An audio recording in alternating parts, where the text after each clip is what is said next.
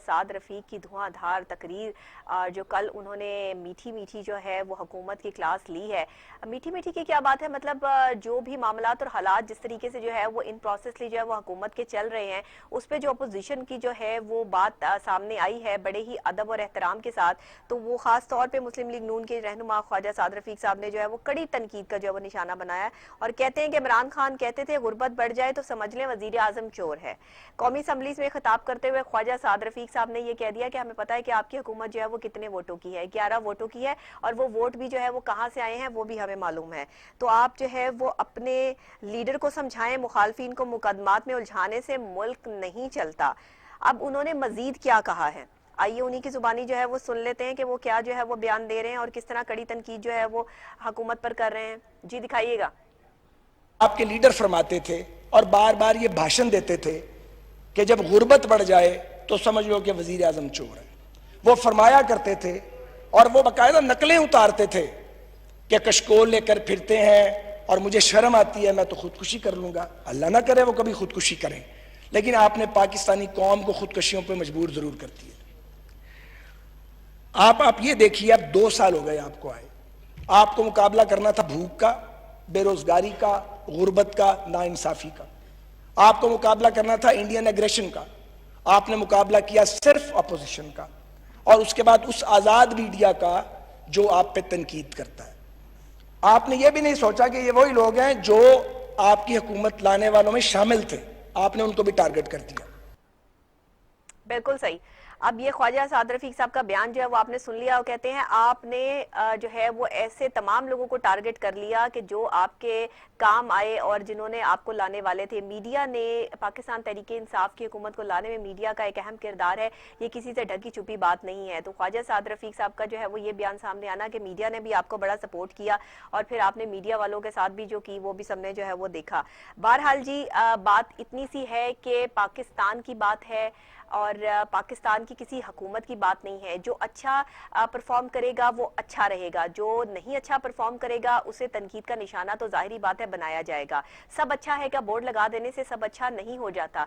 सब अच्छा करने के लिए मेहनत करनी पड़ती है, अमल करना पड़ता है, और अमल आपका नजर आता है कि आप कर क्या रहे हैं। जो आपका अमल होगा वही लोगों के जो है वो सामने होगा। तो जो कुछ हो रहा है, जो कोरोना आउट ऑफ कंट्रोल हो चुका है इस मुल्क में, जो गुर्बत आउट ऑफ कंट्रोल हो चुकी है, महंगाई का तूफान बरपा हुआ है, पेट्रोल की जो है वो तंगी है, अवाम जिस तरह सड़कों पर जो है वो ख्वार हो रहे हैं, परेशान हो रहे हैं, जगह जगह से तमाम इलाकों को जो है वो अब जाके जो है वो सील करके लोगों को घरों में जो है वो मैसूर कर दिया, और वहां पे कोरोना के पेशेंट जो है वो डिक्लेयर हैं जी कि कोरोना पेशेंट जो है वो यहाँ पर बहुत ज्यादा है। तो ये सारे मामलात, ये हालात, जो चीजें पहले करने वाली थी वो बाद में की जाती हैं। हर बात पे यू टर्न लेकर जो है वो मामले को वहीं लाके खड़ा कर दिया जाता है। और ख्वाजा साद रफीक साहब की एक ये बात भी कि हर बात पे टारगेट अपोजिशन को किया जाता है। आपकी नजर में सिर्फ अपोजिशन चोर है, अपोजिशन डाकू है, अपोजिशन ने मुल्क लूट लिया, सारी चीजें ठीक है, तो अभी तक आप किसी की जेब से 1 रुपया भी जो है वो नहीं निकालने में कामयाब हुए। इस बात का जवाब भी तो दे देना। अब ख्वाजा साद रफीक साहब की ये बात भी जो है वो इसका जवाब जो है वो हुकूमत को देना चाहिए कि वाकई आपने सबको जेलों में तो डाल दिया, लेकिन आप 1 रुपया भी जो है वो किसी से निकलवा नहीं पाए। इसके पीछे जो है वो क्या मसाइल जो है वो दरपेश हैं, इस पे बात करने के लिए राना मोहम्मद अरशद साहब हमारे साथ ऑन कॉल जो है वो मौजूद हैं। आजकल जो है वो मुस्लिम लीग नून को रिप्रेजेंट कर रहे हैं तमाम चैनल्स पे। तो राना साहब अस्सलाम वालेकुम। जी वालेकुम अस्सलाम। राना साहब जी आप खैरियत से? जी अल्लाह का शुक्र, ठीक ठाक। आप सुनाइए, आप खैरियत से हैं? ठीक ठाक जी हैं? अल्हम्दुलिल्लाह रब्बिल आलमीन।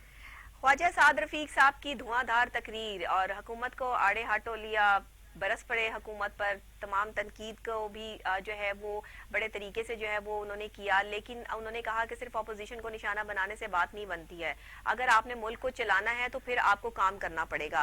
क्या कहते हैं आप ख्वाजा साद रफीक की?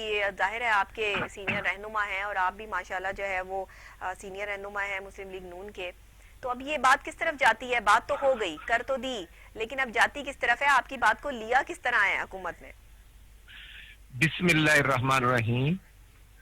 डॉक्टर साहब, मैं आपका, आपके टीवी टुडे टीवी चैनल का, आपके चेयरमैन साहब का और की पूरी टीम का शुक्रिया अदा करता हूं, जो कि कोरोना के आरूज के बावजूद आपने फराइज मुनसिबी को अल्हम्दुलिल्लाह ऐसे तरीके से निभा रहे हैं। जो आपने फरमाया ख्वाजा साद रफीक साहब, क्योंकि ख्वाजा साद रफीक साहब एक पॉलिटिकल वर्कर हैं, बिल्कुल मुस्लिम स्टूडेंट फेडरेशन से लेकर यूथ विंग, और यूथ विंग के बाद मुस्लिम लीग, और मुस्लिम लीग के बाद में बतौर एमपीए, बतौर एमएनए, फेडरल मिनिस्टर, और उसके बाद मैं अर्ज करूंगा कि उनकी वालदा जो थी वो इलेक्टेड मेंबर सबाई असेंबली थी। उनके वालिद साहब जो हैं वो एक नजरियाती रहनुमा थे जो शहीद हुए। इसलिए मैं अर्ज करना चाहता हूं कि ख्वाजा साद रफीक साहब की जो तकरीर और स्पीच थी वो कतन जज्बाती नहीं थी, वो हकायक पर मबनी थी। उन्होंने बड़े प्यार और मोहब्बत के साथ साथ एक एक बात करके उसको समझाया। ऐसा ही है। बात ये है, जब इमरान खान साहब कहते थे कि हमारे पास 22 साल का तजर्बा है, हमारे पास एक्सपर्टीज की टीम है, असद उमर साहब को बतौर फिनांस एक्सपर्ट पेश किया जाता रहा, और जब उनको मिनिस्टर फिनांस बनाया तो अपोजिशन ने तो डिमांड नहीं की थी उनको हटाने की, और उनको उस वक्त हटाया गया जब बजट अरूज पर था, जब पूरे साल का एंड हो चुका था। शेख हफीज साहब जो आजकल उस सीट पर लाए गए हैं, वो काफ लीग के दौर में भी मिनिस्टर फाइनेंस के तौर पर काम करते रहे, और जिन अतवार को करप्ट कहा जाता है, जरदारी साहब का दौर हो या हमारा दौर, तो वो जरदारी साहब के दौर में 3.5 साल फाइनेंस मिनिस्टर रहे हैं। बात ये है राना साहब के जो भी कुछ होता है अपोजिशन को भुगतना पड़ता है, अपोजिशन पर उसका मलबा जो है वो डलता है कि पिछली हुकूमतों में ये होता रहा, इस वजह से सारी जिम्मेदार जो पिछली हुकूमतें हैं। चले जी, अगर आप भी हुकूमत जिम्मेदार हैं, आप लोगों ने ये तमाम चीजें खराब की हैं, तो अब इनके पास जो है वो बॉल जो है वो इनकी कोर्ट में है ना, अब सब कुछ जो है वो ठीक करने की कोशिशों को जो है वो तेज तो करें। मैं उसी तरफ आ रहा हूँ जो आपका पॉइंट है, क्योंकि आप माशाल्लाह ग्रास रूट्स को समझती हैं, बड़ी फहमो फरासत है, मैं आपका शुक्रिया अदा करता हूँ। अर्ज ये है कि जो साद रफीक साहब ने बात की, अपोजिशन को दबाने के अलावा, अपोजिशन को दीवार के साथ लगाने के अलावा कोई और एजेंडा नहीं। पहले दिन की इमरान खान साहब की कैबिनेट मीटिंग से लेकर पहले दिन मियां नवाज शरीफ, शहबाज शरीफ फैमिली, नून लीग, और एंड तक यही एजेंडा है। कौन है शिजाद अकबर साहब? जब इनके ही मिनिस्टर ने 3 हफ्ते पहले गुलाम सरवर साहब ने कौमी असेंबली में कहा कि हमारी कैबिनेट में वो लोग हैं नॉन इलेक्टेड जिनको हम नहीं जानते, तो ये इससे बड़ा सवालिया निशान क्या है? तो वुज़रा आपस में एक दूसरे के खिलाफ बातें करने जो फवाद ने बात की, जो फवाद चौधरी ने बात की, और ख्वाजा साद रफीक ने वही बातें इंडोर्स की। कैबिनेट मीटिंग में आज तक 72 साल में इस तरह के मामला नहीं आए थे जिस तरह एक दूसरे की तज़हीक की गई है। इसलिए मैं अर्ज करना चाहता हूं कि खान साहब खुद फरमाते थे कि जो कैप्टन होता है, जो प्राइम मिनिस्टर होता है, वो अपनी टीम का चुनाव करता है और कैप्टन पर ही जिम्मेदारी होती है। तो आज मैं अर्ज करना चाहता हूं कि कैप्टन जो है वो नाकाम हो चुके हैं। कैप्टन ने चुनाव किया, जब इनके पास एमएनए और जो है वो खलफशार मौजूद है, अंदर से ही एक दूसरे से मुतमईन नहीं है, अंदर से ही एक दूसरे से जो है वो लड़े हुए हैं। ये डॉक्टर साहब आज नहीं, जो हमारे कायद मियां मोहम्मद नवाशी साहब ने बात की, और जो शहबाज शरीफ और अपोजिशन के हम इनको गिराना नहीं चाहते, ये तो खुद ही गिर रहे हैं। और क्योंकि इनकी फाउंडेशन जो है वो रेत पर बनी हुई है, और वो बिल्कुल दलदल में खुद नहीं पलटे। राना साहब, अभी तो पाबंदी आयद कर दी है वज़ीर-ए-आज़म साहब ने कि कोई वजीर जो है दूसरे वजीर के खिलाफ बात नहीं करेगा। हुक्मनामा जारी हो गया है कि कोई नहीं किसी के खिलाफ बोलेगा। मैं कहना चाहता हूँ ये नौबत, डॉक्टर साहबा, ये नौबत क्यों आई? आज काम करना है कोरोना का। आज चीनी माफिया अरूज पर 52 रुपए चीनी थी तो वो 90 की बजाय 95 रुपए हो गई है, उसके रेट कम नहीं हुए, और वो चीनी माफिया खुद हुकूमत में है। कैसे टारजन तरीन साहब को आप क्या कहते हैं, ये 6 महीने की हुकूमत रह गई है क्या? ये जो मामलात हो रहे हैं, जो ये बयान सामने आ रहे हैं, इनकी हकीकत क्या है? अब तो दोस्ती भी हो गई फवाद चौधरी साहब और असद उमर साहब के दरमियान में, अब तो जो है वो उस्मान डार साहब ने सुलह भी करा दी है, तो ये मामला भी जो सामने आ रहा है, पहले लड़ाइयां करते हैं फिर जल्दी जल्दी सुलह भी हो जाती है। अच्छा, कुछ घंटों के दरमियान में ही हो जाती है, ज्यादा टाइम नहीं लेते। यकीन करेंगे, मैं मुनासिब नहीं, लेकिन जरूर कहना चाहूंगा वक्त, ये अली बाबा 40 चोर हैं और इमरान खान साहब इनके सरगना हैं, और जुल्फी बुखारी से लेकर ड्यूबल नेशनैलिटी, ये आपको पता है कि 2 सेनेट के मेंबरान को कोर्ट ने फारिग किया था। सही, और सही। आज ड्यूअल नेशनैलिटी वाला थोड़ा सा राणा साहब मिनिस्टर हम है। बात को जो है वो जो है लपेटेंगे इस काइंड ऑफ सेंस में कि मेरे जी, जी। दूसरे जो है वो सेगमेंट का जी, टाइम भी जो है वो हो गया है। जी, जी, तो जी, जी। हाँ जी, मैं ये कहूंगा कि जो साद रफीक साहब ने कि वो हकायक पर मबनी है, जो गुजरा और अपोजिशन की तस्दीक की जा रही है, इसकी जिम्मेदार गवर्नमेंट है। और आगे कोई प्राइम मिनिस्टर नहीं बनेगा, आगे कोई वजीर नहीं बनेगा, इनका एजेंडा ही है। हमने अल्हम्दुलिल्लाह ग्रोथ रेट 5.8 पर लेके सही। ये 72 साल में नेगेटिव ले गए। हमारे दौर में सोने का जो 1 तोला था 51,000 का था, और इनके दौर में आज 1,08,000 तक पहुंच हाँ चुका है। जी, हाँ जी। डॉलर 170 तक पहुंच चुका है। जी। और खुद खान साहब कहते थे जब डॉलर 1 रुपया बढ़ता है तो प्राइम मिनिस्टर चोर होता है। हाँ। आज आटा माफिया कौन है? चीनी माफिया तो छोड़ो, आटा माफिया कौन है? पेट्रोल माफिया कौन है? सही है। खुद कैबिनेट में बैठे हुए आज 27 दिन हो गए हैं, मुझे तो पूरा ये नहीं महीना समझ गुजर आ गया रही कि वजीर आजम पेट्रोल साहब को भी बेचारों को कंट्रोल मेरा नहीं पहले हो रहा। समझ नहीं आ रही कि हो क्या रहा है उनके साथ और ही हैंग डॉक्टर किस तरह हो साहबा रहा है।